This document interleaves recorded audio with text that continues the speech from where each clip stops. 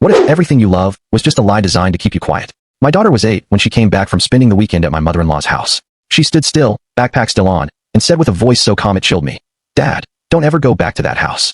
It wasn't a plea. It was a command. No emotion. No fear. I crouched down, tried to meet her eyes. "What happened?" She didn't answer. Just reached into her bag, pulled out the old phone I'd given her to play games on, and handed it to me. "Watch this." I hit play. Shaky footage. Grainy. Probably recorded by accident. Or maybe not. My mother-in-law's voice came through, sharp and calculated. He has no idea, just like her father didn't. 8 years thinking she's his, then another voice. My wife's. Cold. Detached. "Don't worry, Mom. He never figures anything out." They were talking about my daughter. Or, the girl I thought was my daughter. My stomach dropped. The words didn't change, no matter how many times I replayed them. She's not his.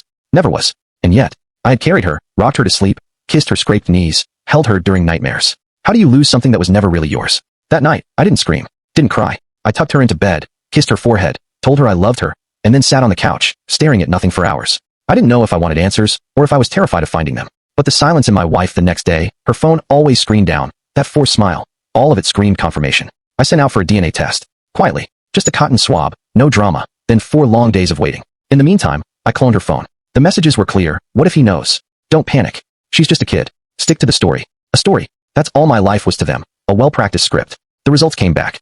0%. No sugarcoating. I wasn't her father.